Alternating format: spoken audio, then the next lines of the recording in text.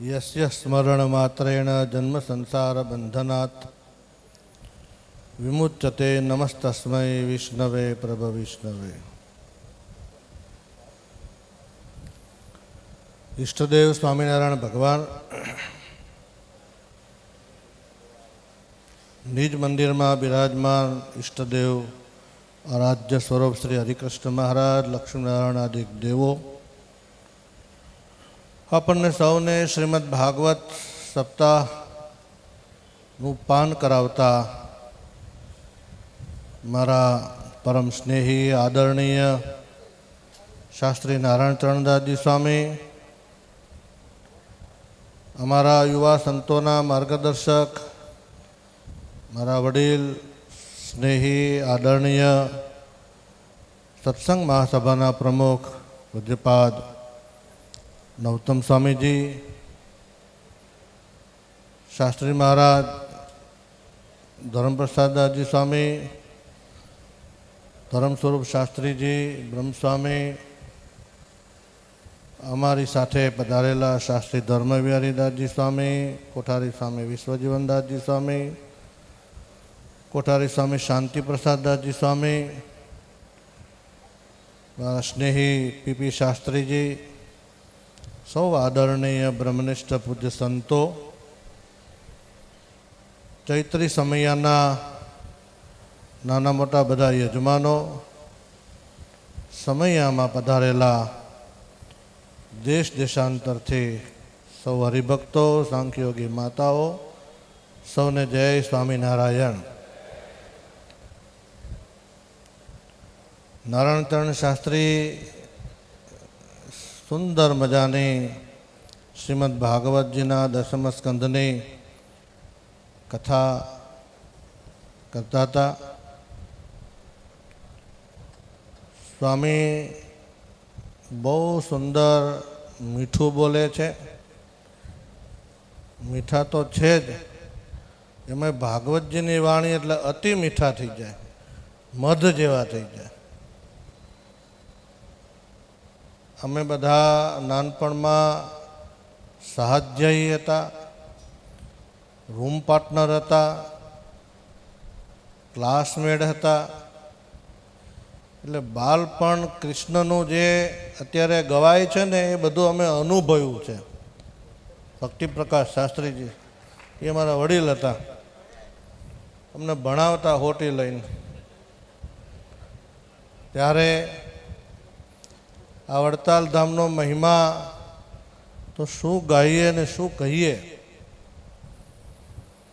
વડતાલ ના નામ સ્મરણથી ગમે તેવો પાપી જીવ હોય તો એના પાપ પણ બળી જાય। પછી અહીંયા આવી દેવદર્શન કરે, થાળ કરે, કથા વાર્તા સાંભળે, એના પુણ્યનો કોઈ પાર નથી। એવું આ શાસ્ત્ર છે। સ્વામિનારાયણ ભગવાને 7 વખત કોન્સ્ટન્ટ દાદા ખાચરના દરબારગઢમાં શ્રીમદ ભાગવત સપ્તાહ સાંભળેલો છે। આજે શરૂઆત થાય, પૂર્ણાહુતિ થાય, બપોરના સમયમાં બપોર પછી પાછી શરૂઆત થાય। 7 વખત સ્વામિનારાયણ ભગવાન જેવા બ્રહ્માંડમાં કોઈ મોટા શ્રોતા નથી। 7 વખત સાંભળવું એટલે અહીં તમે 5 દિવસ બેસજો। અને સ્વામિનારાયણ ભગવાન જેવા બ્રહ્માંડમાં કોઈ મોટા વક્તા પણ નથી। 5 સભાઓ મહારાજ રોજ કરતા। એ સ્વામિનારાયણ ભગવાનના આપણે આશ્રિતો છીએ। એ સ્વામિનારાયણ ભગવાને બાંધેલા મંદિરો છે, સ્વામિનારાયણ ભગવાને પધરાવેલા દેવો છે, સ્વામિનારાયણ ભગવાને સ્થાપેલા પરંપરા છે, સ્વામિનારાયણ ભગવાને આપેલા આચાર્યો છે, સ્વામિનારાયણ ભગવાને સ્થાપેલી હરિભગતની પરંપરા છે, શાસ્ત્ર પરંપરા છે, ષડંગી સંપ્રદાય છે। આ દુનિયામાં આના જેવો બીજો કોઈ સંપ્રદાય ના જણાવો, કલ્યાણકારી સંપ્રદાય આપણા મતે। ત્યારે ચૈત્રી સમયો શરૂ થયો, હજી પત્રિકા આવી નહોતી, સિક્રેટ વાત છે પણ કહી જ દઉં સભામાં, વાંધો નહીં। આપ તો આપણો બધો પરિવાર જ છે અને નૌતમ સ્વામીના બધા હેતવાળા છે ખાસ. સિક્રેટ ફોર્મ્યુલા નથી એટલાન્ટામાં બતાવતા, કોકા કોલાની કંપનીમાં એક સિક્રેટ ફોર્મ્યુલા,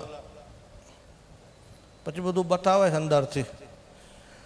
તૈત્રી સમયની જે કંકોત્રી નહોતી આવી ત્યાં અમારે ધર્મવ્યારી શાસ્ત્રી બાપા કહે કે નૌતમ સ્વામીનો સમયો છે આ વખતે, એટલે આપણે જવું પડશે કે બધાએ.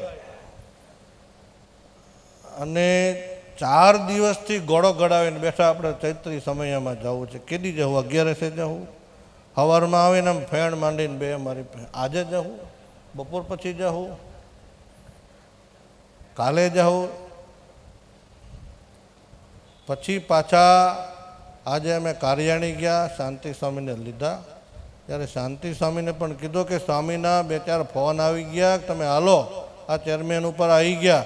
મેં કીધું ફોન 2ની 10 આવ્યા, પણ એણે એવું નહીં કીધું કે સમય બધા આવજો, તો તૈયાર થઈ ગયા બધો.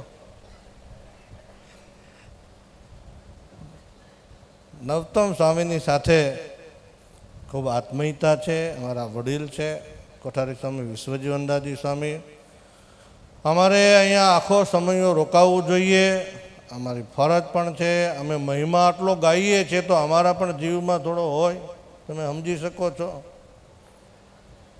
પણ આપ સૌ જાણો છો સત્સંગના કામો, વિકાસના કામો નૌતમ સ્વામી ધારે એ થાય.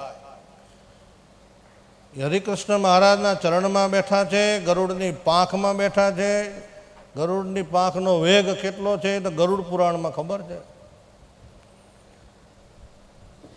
ગઢડાના ચેરમેન હોય કે વડતાલના ચેરમેન હોય કે જૂનાગઢના હોય, રાજકીય કામ કે સામાજિક ગમે ત્યાં ઉકલે નહીં એટલે આવવું પડે સત્સંગ મહાસભાના ચરણે. હવે તાળી પાડો.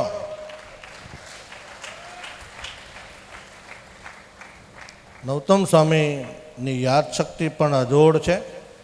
એ જ્યારે બોલતા હોય કોઈ પણ જગ્યાએ, કોઈ પણ ફંક્શનમાં, આપણે ઘણી બધી વખત સાંભળ્યું છે કે ગૂગલમાં શોધવા જાઓ ને તોય ન મળે એવી હિસ્ટ્રી, એવો ઇતિહાસ. સ્વામીનું વાંચન, સ્વામીની યાદશક્તિ, એને ખરેખર દાદ આપવી જોઈએ. સંપૂર્ણપણે સભાને ન્યાય મળે આવું એમનું કાયમ પ્રવચન રહેલું હોય છે. એના આપણે સાક્ષી છીએ. નાની મોટી દરેક સભાઓમાં આપણે જોઈએ છીએ ત્યારે એમના માર્ગદર્શન નીચે, એમના આયોજન નીચે વડતાલ સંસ્થા દ્વારા ચૈત્રી સમયનું આટલું સરસ દિવ્ય ભવ્ય આયોજન થયું. અને આપણા વક્તા શાસ્ત્રી નારાયણચરણદાસજી સ્વામી એટલે કે NC સ્વામી અને નૌતમ સ્વામીના શરીર જુદા છે, જીવ એક છે. આ અમે નાનપણથી જોઈએ છીએ. બધા સાક્ષી છો કે નહીં? પીપી આંગળી ઊંચી કરો. હા, આ 2 કરી લો. અને હા, મને ક્યાંય ખરા તું મારો ભાઈબંધ છો, પણ મને લઈ પણ જાય, કોર્ટમાં જવાનું હોય કે પોલીસ પાસે જવાનું હોય કે કંઈક વકીલને ત્યાં જવાનું હોય કે હેલિકોપ્ટરની રાઈડ, તું આવજે ને ભાઈ, ત્યાં NCને લઈ જાય. કોઈ દાડો NCને મેં વકીલ જોડે નહીં જોયા, એની જોડે કોઈ કોર્ટમાંય ક્યાંય નહીં જોયા. આ અન્યાય હળાહળ છે, આવો ક્યારેય સહન થાય નહીં. પણ આ સિક્રેટ હતું એ કહી દીધો, પતી ગયો. નૌતમ સ્વામીમાં એક બહુ મોટો ગુણ મેં જોયો, નિખાલસતાનો.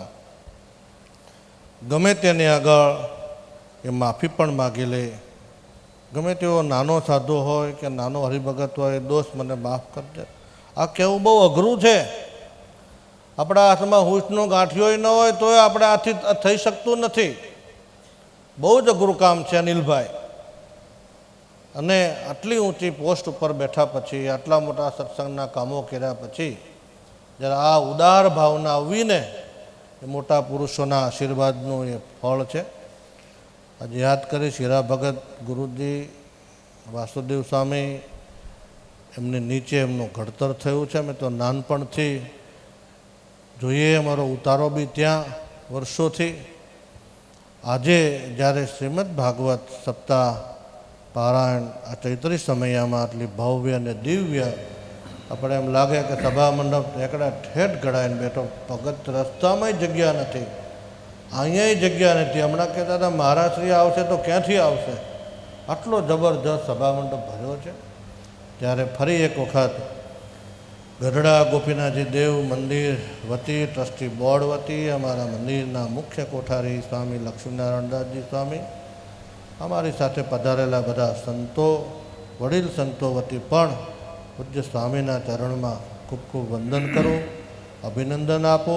આ ચૈત્રી સમયમાં જે ભક્તોએ નાની મોટી સેવા લક્ષ્મીનારાયણ દેવની સમયાની કરી છે, બધાના ઉપર શ્રી હરિકૃષ્ણ મહારાજ લક્ષ્મીનારાયણ દેવની કૃપા કાયમ વરસે એવી પ્રાર્થના સાથે જય સ્વામિનારાયણ.